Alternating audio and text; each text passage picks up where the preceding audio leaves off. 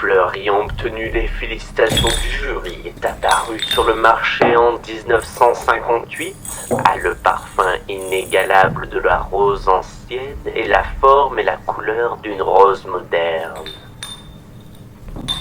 C'est une rose, la rose Martine Donnel. Oh, la petite Martine! Une drôle d'espèce que cette gamine! Elle fait partie de cette génération qui a grandi à l'époque où le village devenait lentement le terrain de jeu des Parisiens en vacances.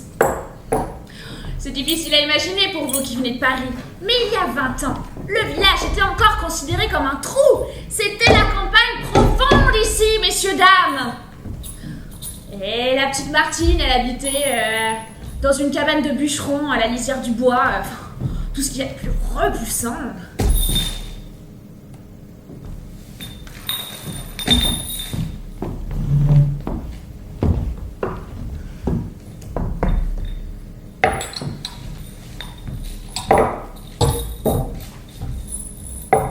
Enfin bref. Elle était tellement différente du reste de sa famille. Elle devait se sentir vraiment seule. Mais quelle différence, quel décalage, non? Voilà.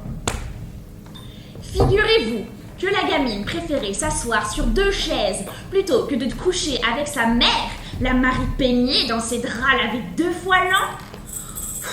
Elle se serait bien couchée sur la table, mais il y avait des rats qui s'y baladaient à cause des restes. Oh, et la Marie, elle avait la main lestée dure et les enfants étaient habitués à obéir à ses ordres. La première excursion que la petite Martine fit dans les grands bois environnants se termina par une fessée magistrale.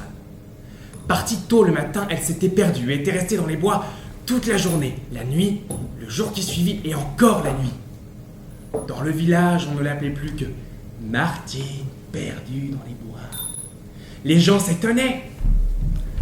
Une petite fille bien courageuse. 2 jours et 2 nuits, seule dans les bois. Une autre, on l'aurait trouvée épuisée de faim, en larmes.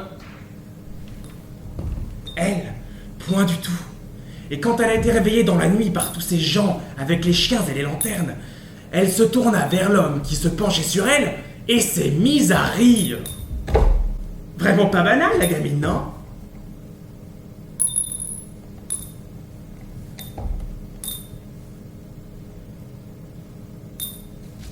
Oui. Où j'en étais? Ah oui. Ces longues nuits d'hiver, Martine les passait à penser à Daniel Donnel, le fils de Donnel Georges. Tu sais, l'horticulteur, celui qui a des plantations de rosiers à une vingtaine de kilomètres du pays. Aussi loin qu'elle pouvait se souvenir des jours de sa vie, Martine y trouvait l'attente de Daniel. C'est ainsi depuis toujours. Oui, et c'était bien ça qui l'a maintenu en vie les premières années de son existence, après tout. Jusqu'à ce que... La coiffeuse... Jusqu'à ce que la coiffeuse, Madame Donzère, par l'intermédiaire de sa fille Cécile, finisse par recueillir auprès d'elle la fragile Martine au village. Dès le premier été passé entre le salon et le logis de Madame Donzère, Martine avait appris à faire le shampoing sur la tête de Cécile. Et Madame Mandonzère, parce que c'est comme ça que les filles l'appelaient, lui faisait balayer les cheveux coupés, astiquer les mailles, le nickel. Et dans l'asticage, Martine était inégalable. Il fallait voir comment tout cela brillait. Et elle savait aussi être aimable avec la clientèle, silencieuse, affable, avec sa petite blouse blanche. Une vraie petite graine de commerçante, tout moins à son âge, hein? Oui, enfin, depuis, moi j'ai pris de l'assurance et je suis devenue un peu plus bavarde. Mais ça ne devait pas être le destin de Martine. Bref, tout ça pour dire que Madame Donzère, qui pensait avoir fait une bonne action, avait fait une bonne affaire.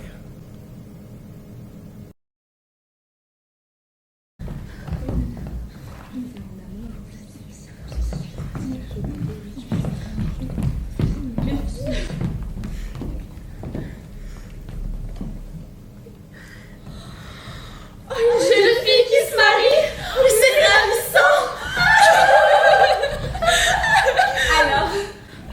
heureux élu. Daniel. J'apporte le champagne.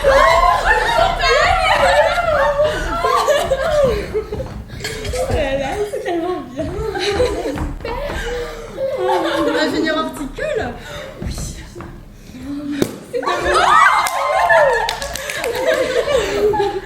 Mais ingénieur horticole, mais c'est dommage qu'on pas ensemble. Si c'est comme ça, vous vous connaissez depuis l'enfance? Oui. C'est charmant, les pauvres. Oui. C'est un homme de la campagne. La campagne, c'est ravissant. Un campagnard, il doit avoir de bonnes valeurs. Et après? Bah, s'occupera des roses.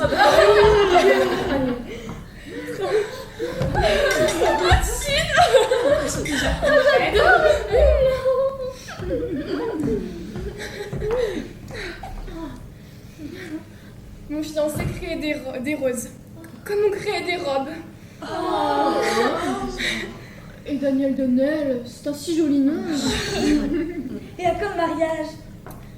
Cet été. Déjà cet été? Déjà cet été? Déjà cet été? Eh ben, vous êtes pressés tous les deux. Les filles, vous m'inviterez bien à la noce. Bien entendu. Ah. Mais vous êtes tout en jeté.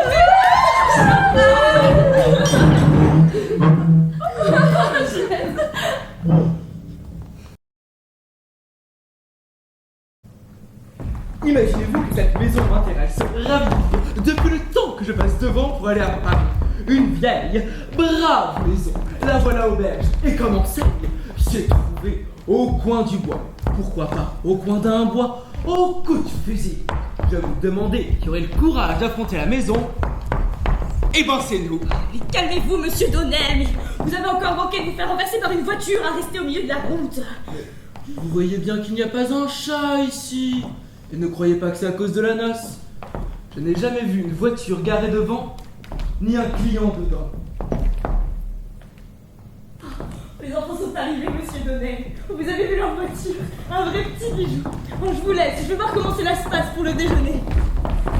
Non, madame, vous êtes satisfaite? La jeune mariée aussi.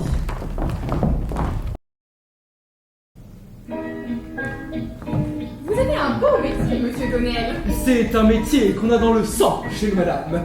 Daniel et ses cousins sont la 4e génération de Donnel rosiéristes. Mon grand-père, le premier qui aimait les roses, dans la famille à ma connaissance, est né en 1837. Il était le plus jeune d'une famille nombreuse. Et son père l'avait placé à 15 ans dans le château voisin comme aide-jardinier.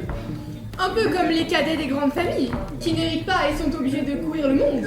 Si vous voulez, bien que grande et nombreuse ne soit pas la même chose. Grand-père s'est mis à faire de la fleur, surtout de la rose. Mais c'est son fils qui a définitivement abandonné la grande culture pour ne se concentrer que sur la fleur. La vieille ferme est devenue un établissement horticole. Peu à peu, on y a fait plus que de la plantation de rosiers. Mais il y a bien des plantations de roses Donnel à Brie-contre-Robert. Je suis passé l'autre jour et le nom m'a frappé. C'est mon frère, Marc Donnel, qui y est. Les Donnel sont une grande famille, monsieur, et il y a toujours un gendre ou un cousin pour prendre de nouvelles exploitations, des serres, des plantations. À vrai dire, c'est rare qu'un Donnel se marie hors d'une famille horticole. Daniel est une exception, pour ainsi dire. Enfin, Martine est tout de même une fille de la campagne.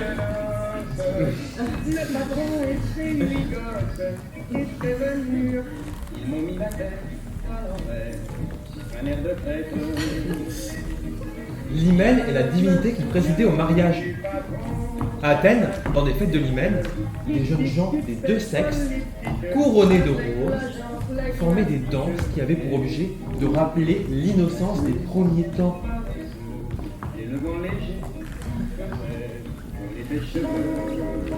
Bah, aux Aujourd'hui, il danse pour la samba et pour l'innocence, on repassera. En tant que pharmacienne, je sais bien entendu que les roses, l'essence de la rose nous provient de l'Antiquité, mais je ne pensais pas que ça voulait dire la culture des roses en grand. Votre métier doit être très ancien, monsieur Donnel. Comme métier, c'est difficile à dire. Rosieriste de père en fils. Monsieur, quand on est quelque chose de père en fils, on est aristocrate. Et votre fils va la continuer, la lignée aristocratique? Aristocratique. Oui, enfin notre Gotha, c'est celui des roses, ou, ne soyons pas trop ambitieux, notre Who is Who de la rose. C'est inouï. Et vous dites qu'à ce jour, il y en a 20 000? Mais oui, madame, et on lit le nom des Donnel assez souvent à côté de celui de la rose.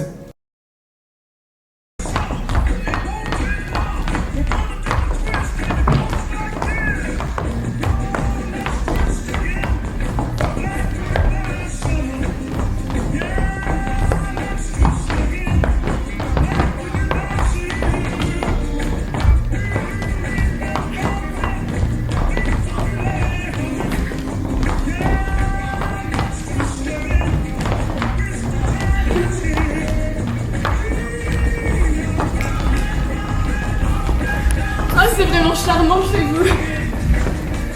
Il n'est qu'un caveau, mademoiselle. Pardon, madame, y revenir aussi souvent que possible. Quand je dis cela, c'est bien que c'est pas l'intérêt qui parle. Mais certainement, monsieur. Mais on ne se marie pas tous les jours. Je vous suis très reconnaissante à vous et à Ginette d'avoir si bien fait les choses. Mais je ne voudrais pas abuser quand même. Comme vous voyez, on n'a pas encore une Cadillac, hein, c'est plutôt une 4 chevaux. Vous l'aurez la Cadillac, madame. Vous l'aurez. Même que j'en suis sûr, si vous l'avez voulu, elle aurait déjà été à votre disposition. Mais pour qui prenez-vous? Quand on vous voit, madame, on voit que le striptease n'a pas d'usage plus courant.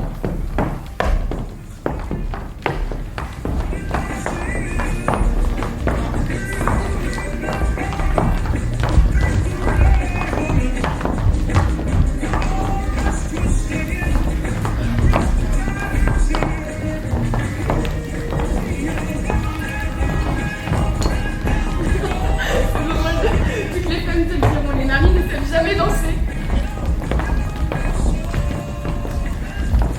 C'est-il que les hommes qui savent danser ne se marient pas? C'est-il que... Je te comprendrais aussi bien, mon cas, si tu me disais les maris ne savent jamais danser. Où est-ce que...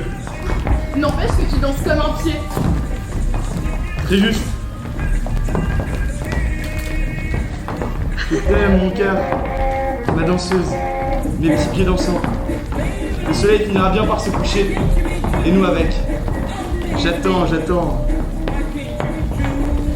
Moi, je ne t'attendrai plus jamais. Je t'aime.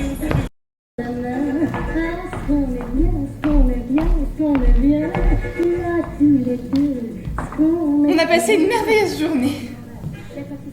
Ça me donne envie de chanter. Ah, qu'on est bien, main dans la main. Je te souris, tu souris et tu me dis. Oui, Ginette. Ah, qu'on est bien, main dans la main.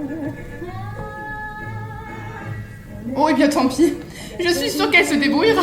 Dans un quartier perdu, marchait au soleil en plein milieu de la rue.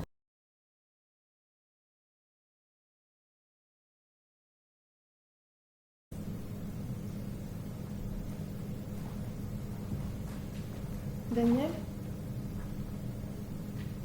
j'aimerais bien acheter une chambre à coucher pour l'appartement en construction que Mandonzer et Monsieur Georges et Cécile ont acheté pour nous. Une neuve, une belle, avec de belles couleurs pastel. On l'achèterait à crédit et... Quelle chambre à coucher? Pourquoi faudrait-il acheter une chambre à coucher? On n'a pas d'argent. Les facilités de paiement... C'est beau à dire, les facilités de paiement. Parlons-en. C'est plutôt des difficultés de paiement. Où veux-tu qu'on trouve l'argent? Monsieur Georges nous a déjà acheté l'appartement, voyons Martine. Et mon père qui nous a acheté la 4 chevaux, à crédit elle aussi. On va devenir les esclaves de tout le monde. Il me faut terminer mes études. J'en ai encore pour 1 an à me faire entretenir. Ce n'est pas drôle, je t'assure. L'an dernier, c'était différent. Je travaillais aux plantations. J'ai aidé. Tandis que cette année, j'y vais à mes moments perdus. Je fais l'amour. C'est pas que je m'en plaigne. Mais maintenant que tu connais les rapports familiaux, tu me vois demandant de l'argent à mon père pour une chambre à coucher? Bon, n'en parlons plus. On couchera par terre. Tu ne coucheras pas par terre? On ramènera un lit d'ici et tout ce qu'il faut. Ne crie pas. Je me croirais revenu en enfance. J'aime mieux coucher par terre que dans les lits d'ici. Des cercueils. Ils sont la sueur et le cadavre. Ah, mon Dieu! Mais qu'est-ce que cette calamité? Daniel, j'ai eu tort de t'en parler. J'ai choisi une chambre qui me plaît follement et je l'aurai, tu verras. Peut-être seras-tu encore fier de moi. Bien que je parle comme si je n'étais qu'une sotte, comme si tu ne m'aimais pas. Non, j'ai eu tort de t'embêter avec ça. C'est fini. Embrasse-moi.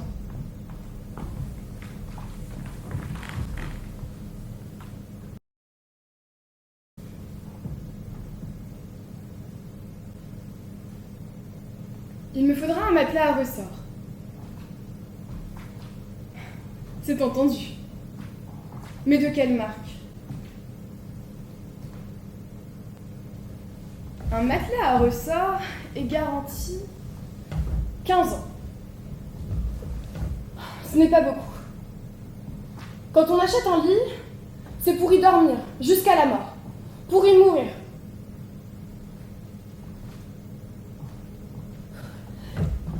Et je n'ai pas l'intention de mourir dans 15 ans.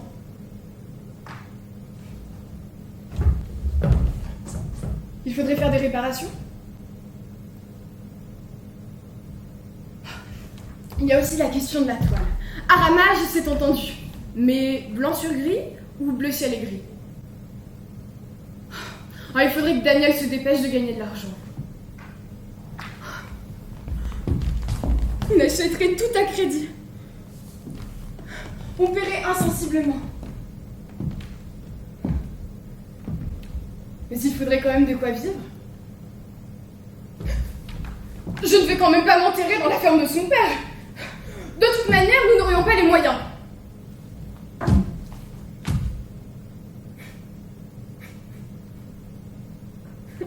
Daniel ne gagne même pas le salaire d'une manicure. C'est bien beau, la rose, le parfum. Mais cela peut devenir aussi coûteux que la bourse ou les cartes.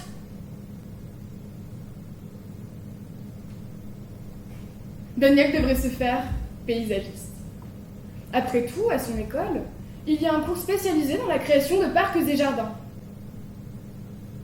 Il aurait un bureau à Paris, paysagerait les propriétés des gens riches et gagnerait beaucoup d'argent.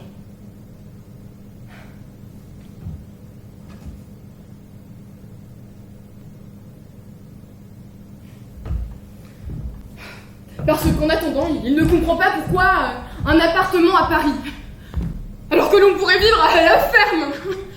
Pétard! Il croit vraiment qu'il pourrait se faire rosiériste.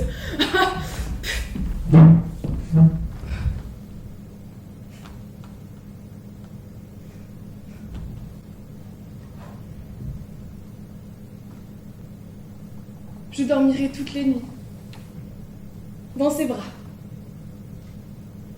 sur un merveilleux matelas à ressort.